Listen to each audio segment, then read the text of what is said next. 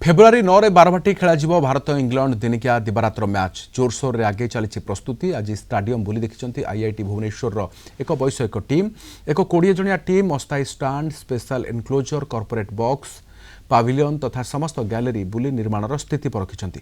Thailand एक agency को मरामती नवीकरण संपर्कित काम दि जाइथिबा सूचना मिली।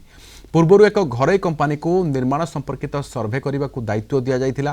पर एही सर्वे रिपोर्ट आईआईटी भुवनेश्वर निकट दाखल करा जाइछि। स्टेडियम जो आम स्टाण्ड अच्छी 15टा स्टाण्ड तार रेट्रोफिटिंग केमती हेइछि केमती स्टेबिलिटी अच्छी तार आउ केते लोड से नहीं पारिबो। आम जो टोटल स्ट्रेंथ अच्छी 40,000 प्लस आम किसी अधिका भी जो जदि किए पलि आसो तो फ्लोटिंग पब्लिक समस्त नहीं फैक्टर सेफ्टी नहीं से गोटे टेस्ट करेंगे। एवं पूरा टीम नहीं आसन टेस्ट टीम सब स्टाण्ड से बुली आप जानी 6-7 गैलेरी रिट्रोफिटिंग होता 1922 पूर्व जोटा कि अनसेफ थिला।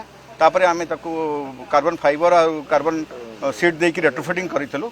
तापर तार गोटे प्लेट लोड टेस्ट करी आम जानी लोड नहीं पार।